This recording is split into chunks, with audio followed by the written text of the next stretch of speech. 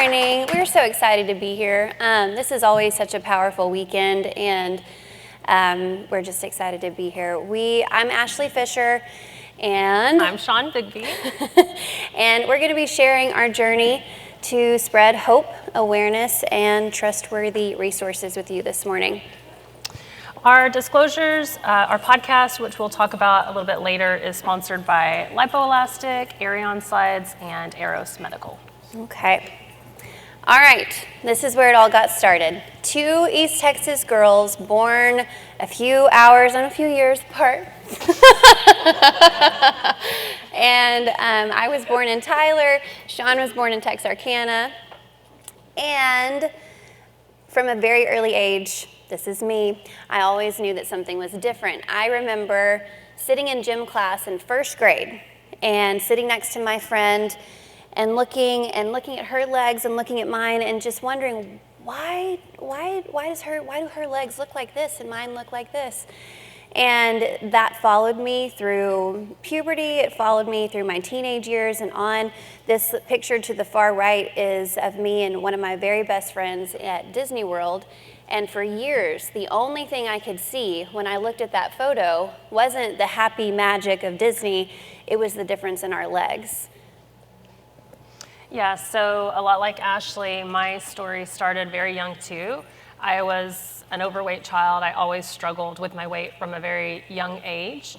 And then as I hit puberty, I skyrocketed in height, and I was 5'10" by the time I was 14.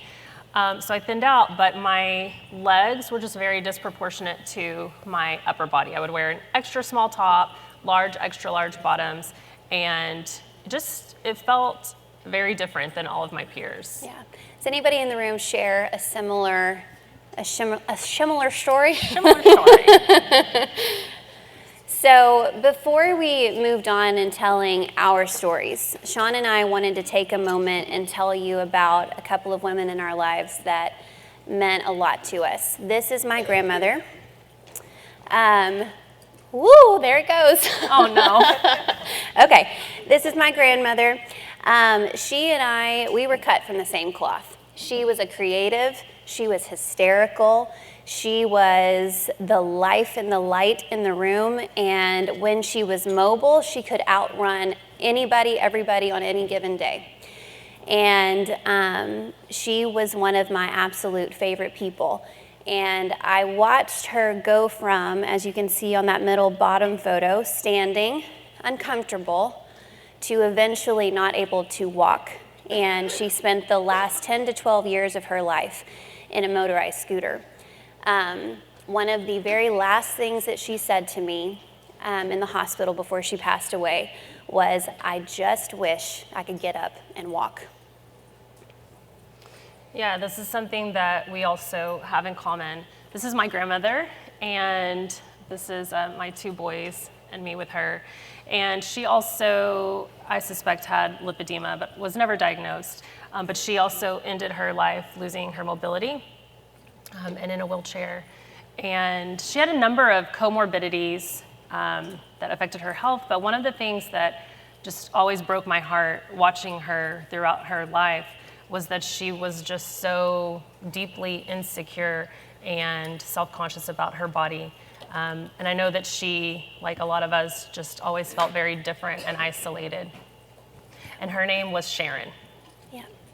So before we moved on and talking about ourselves, we wanted to give a moment for all of the women who have gone before us that didn't have a voice, that did not know that this is what they struggled with, that struggled in isolation. And what we'd like for you to do, if you don't mind, is take a moment and think of someone in your life. Maybe it was a mom, maybe it was a grandmother, maybe it's a friend right now that doesn't know yet.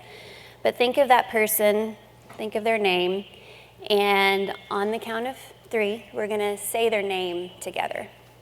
Okay, 1, 2, 3. Patsy. Sharon. So we just wanted to pause right there for a minute and recognize everyone that's sitting in this room. So maybe it was your mom, maybe it was your grandmother, your great-grandmother. But what we want you to recognize is that you are the cycle breaker. And you're breaking that cycle of isolation and shame for your daughters and your daughters' daughters and for generations to come. So it stops with you.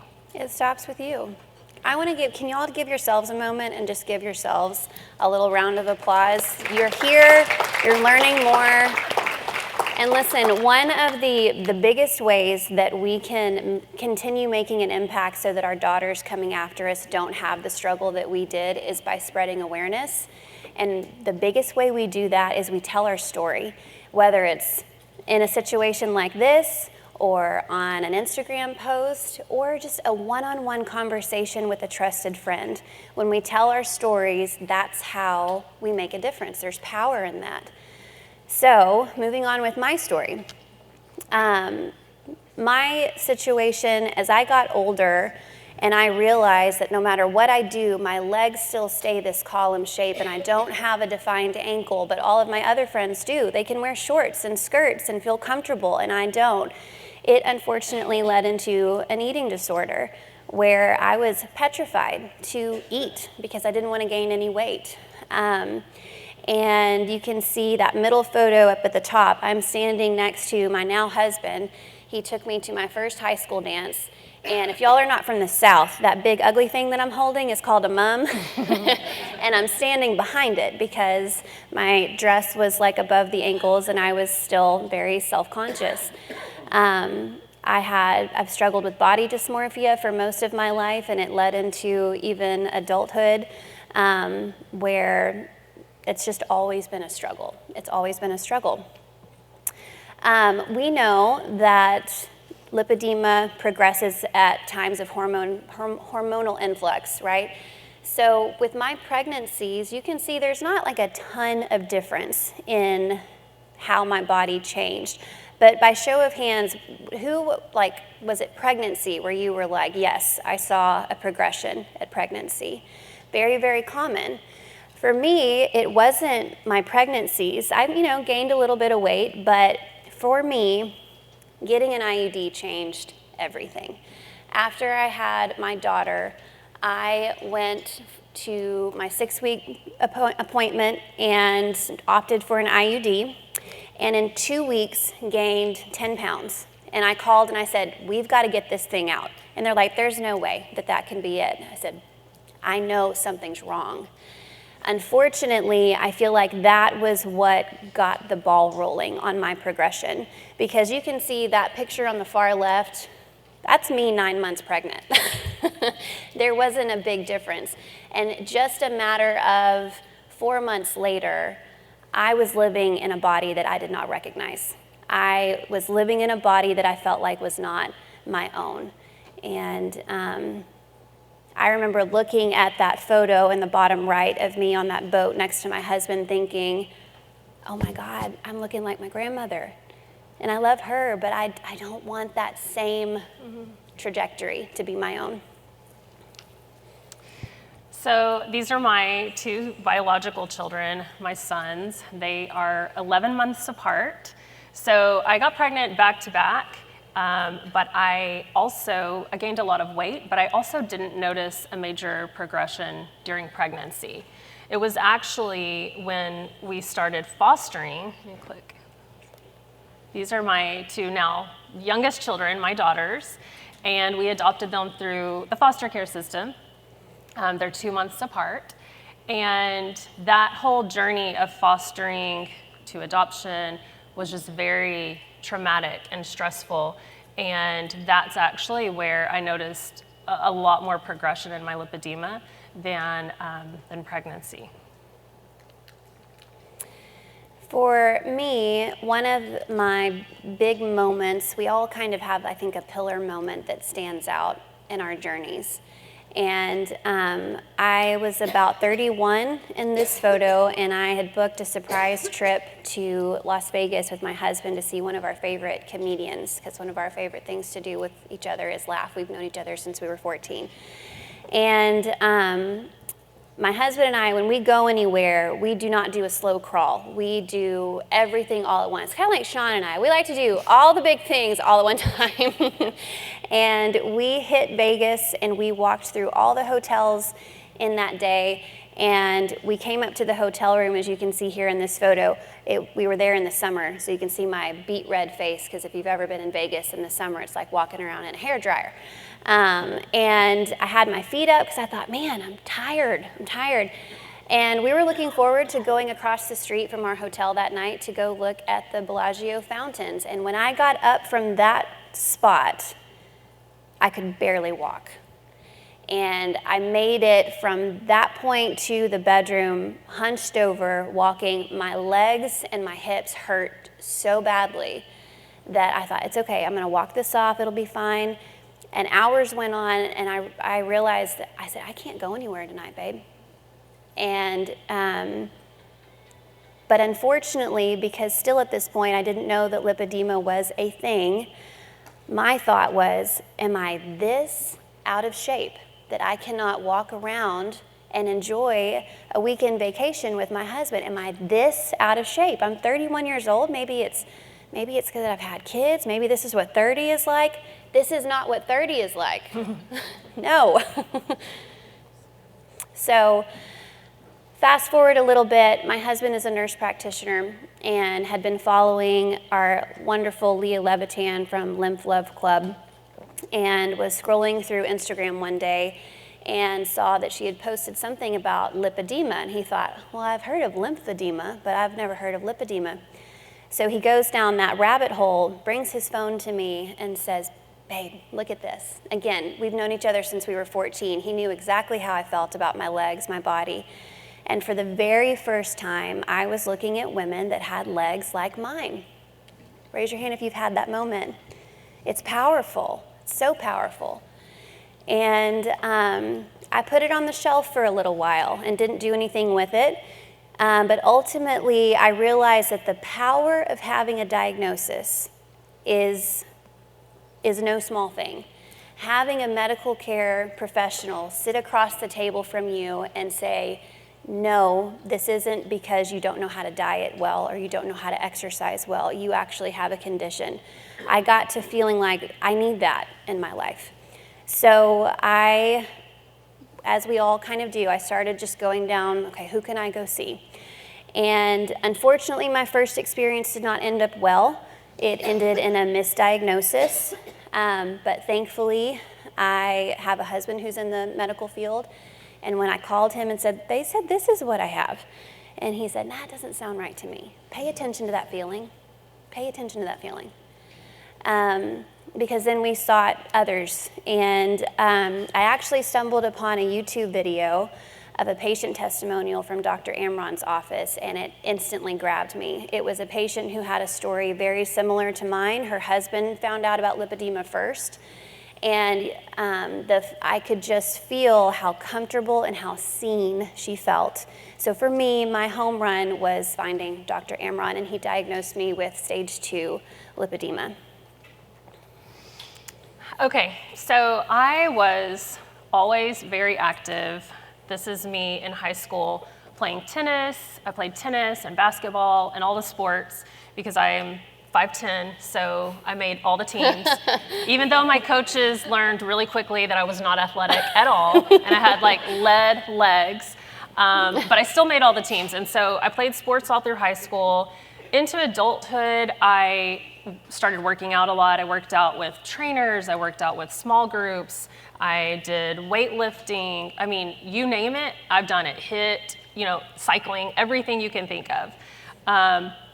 But I would notice that I didn't have the same results as the women in my small group that would start getting muscle definition in their arms or their legs. The only place I could see muscles was like right here in my shoulders. That was it. And it led me to feel like I wasn't working out as hard as the next woman, or it was something in my diet that I was doing wrong, even though I was doing crazy restrictive diets. It was just kind of a trend throughout my whole life. So, next. So I was told pretty much most of my life, my mom is a runner, my sister is a runner, and maybe some of you have been told this, but I was told if you just run, just start running. Has anyone been told that? Like, just start running. That's gonna change the shape of your legs. It's gonna help.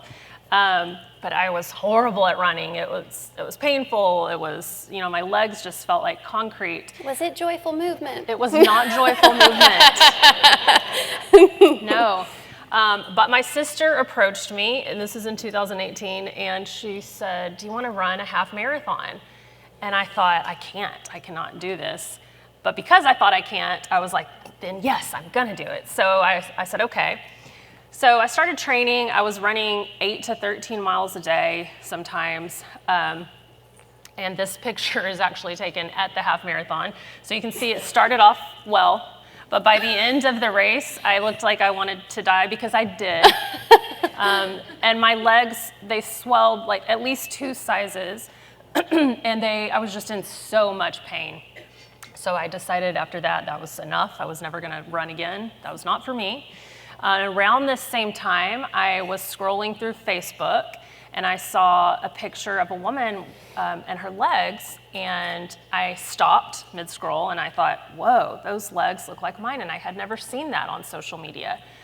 And so I read her little post, and she mentioned lipedema, and I was like, what? And so I went down the Google rabbit hole and self-diagnosed. But I also wanted a formal diagnosis. So I saw a local vascular surgeon, and he confirmed and diagnosed me with lipedema and also lymphedema. Around the same time, I was home with my kids a lot. They were really little, and I was fostering my 2 now daughters. And so I would shop online, and I would shop through Instagram mostly. And so I followed a lot of plus size accounts, mid-size accounts, women with maybe a similar pant size to me. And I would watch them try on clothes, and I would order the clothes. And but then I was finding that they didn't fit me still. And I kind of made this connection that it's just my body shape is so different from all of these women that are sharing clothes. And so I started making the connection that the difference was lipedema. So I started scouring the internet and Instagram for lipedema-specific accounts that were sharing clothes and talking about the condition more, and I just couldn't find it. And all the while, that Facebook post where I saw my legs and that led me to my diagnosis was just kind of in the back of my mind. So I decided I wasn't finding what I was looking for, so I was just going to create it. So the Lipedema Mama was born. These are my social media channels. And my goal with this was always to create awareness so that someone else would scroll across a post and see my legs, which, by the way, I hid my legs my whole life. So to decide to put them out on the internet was insane, but that's what I did. But my goal was that someone would scroll across it and see their legs and recognize that, and then that would set them on their own journey. So just to create awareness, but also to create a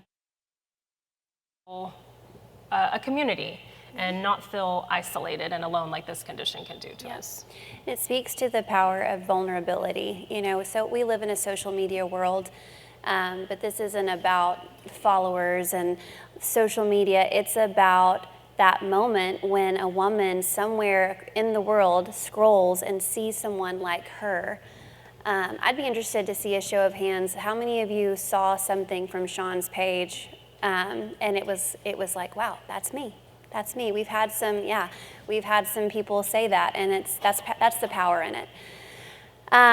So this is where your Texas girls meet, because while I'm finding out about lipedema, I'm doing the same thing. I'm scouring the internet. I am going to Dr. Google. I am trying to find anything I can to tell me, well, what do I do now with this? And one of the main accounts that I could find that would post consistently every day was this chick named Shawn. And I knew that she lived in Texas and she had some kids, and every now and then I would comment on something. Bunch of kids. I'd comment on something like, oh, that's so cute, or I would even message and ask a question. And you were kind enough to answer me back. Aren't you glad? Yes. And so that's how we met. We just started messaging back and forth. We live about 2.5 hours away from one another. So when you see us together, one of us has traveled 2.5 hours to. Which is not far for Texas. It's not, because, yeah. Hop, skip, and a jump. Yep. So, and around this same time, I asked her, I said, do you think that there need to be more awareness pages? And she said, yes, go for it, do it. And I had been feeling this gut feeling that I know well, when I get this gut feeling, I need to go with it. But I genuinely felt like God was saying, I want you to live out loud with this. And I said, no, sir. Mm-mm. And I told him no, sir, as politely as I could about 3 times, and then I know better, and I know that when I give him my yes, that really cool things happen. He's always led me very well. And so I got vulnerable and I got real, and I think one of my very first posts on my Lippy Lady page was of my ankles in all their glory. And what's come from that is something more beautiful than I could have ever imagined. And I shared my story, with Dr. Amron and my surgical story, and connecting with women every single day and relating. And after spending so many years being isolated and alone, it's been one of the most powerful tools of healing. You wouldn't think it, social media, but there it is. This is my surgery journey. I have now had 2 surgeries with Dr. Burgos, and he's with Lipa Medical in Spain, in Madrid. And I've had my arms and my lower legs done at this point. And I've also shared the full journey online and been able to connect with a lot of other women walking down the same road. And surgery is not easy. The post-op road is not easy. And so we try to be just as transparent as we can about it and share the good and also the tough times. Yeah. Yep. So in all of this, the Lipedema Mamas podcast was born. Shawn and I recognized really quickly when we decided to meet in that Mexican food restaurant that day that we share a heart for you. We share a heart for this community. We want to do what we can to bring resources and education and inspiration and the thought that life doesn't have to be horrible with this. We can have joy, we can laugh, we can be goofy and silly, and life can still be good. And we have been blessed with so many wonderful voices that have been willing to lend their voice to the podcast. And next week, you guys, is going to be our 1-year birthday of Lipedema Mamas podcast. So we're really excited. And as of this morning, we are we're getting close to 115, 120,000 listens. And we could not do that without y'all. Yeah, so we just wanted to take a minute to say thank you. If you've ever listened to our podcast, or if you've been a guest on the podcast, which a lot of you have, we just want to sincerely say thank you. Yes, so thank you. We appreciate you guys so much. So here is what, this last year, I've been telling some people this week that when I went to FDRS last year, I was fairly freshly diagnosed, and I was going into surgery in the next month or so, and I was, deer in headlights, and just, wow, this is a lot of information, and wow, I've never been in a room full of so many women that share a similar story, and it is amazing what can happen in a year. And I want you to know that it is amazing. Don't discount what can happen in just a short amount of time. That hope that we've heard a little bit about this weekend, if you can hang on to that, so many good things can happen. And some of the things that we've learned about is that there is healing in community. How many of you have felt that this weekend? Just being in the room with people that get it, and surgeons and researchers and therapists who see you and they understand you. There's healing there. And we want to continue that it's not just a once-a-year feeling, but it's an all-the-time thing. And being vulnerable is worth it. It is scary as you know what, but this last year has shown me for sure that when you're vulnerable, that beautiful things can come from it. Yeah, which kind of leads into the next one, which is facing your fears. And for us, there was fear around starting this podcast and putting our time and effort into this. There was fear around standing up on the stage and talking. I haven't done that since college. But also facing your fears is just as simple as maybe wearing a skirt or shorts, or just talking to your family and letting them know that you have this condition, or advocating for yourself in the workspace. But it's always worth it, and it's been proven to us so many times over this past year. So we just want to encourage you guys to face your fears as well. Yep, that advocating for yourself is super important. Advocating for one another, that's a joy. That is an absolute pure joy. When we get a message that says, I got brave and I went and I had my consult and it went really well, or I got brave and I went and I got my diagnosis, and now how often do we get to find purpose in our pain? And again, it can be from a platform, it can be from a social media account, or it can just be in a phone call with a friend, being there for them. And we've got people that are listening and they're looking into lipedema because their best friend has it, and they want to be there for their best friend. That is a best friend. And that's just a joy. It's an absolute joy. So what we hope to do every single day is to spread hope, spread awareness, connect you with trustworthy resources. You want to talk about these some of these? These are some of the guests that we've had on the podcast. Linda Ann's here today, Dr. Herbst, and then we've had a number of surgeons, and just some really great guests that we have listed here. Yep. And then again, we hope to just show, it's been healing for us. If nobody listened, if there were 0 listens on those analytics, we would be like, oh, it's really therapeutic and very helpful. Yeah. And we can have fun. We can have fun. There is so much joy to be had. There's so much life to live that, yes, this thing is a struggle. And some days it 100% just sucks.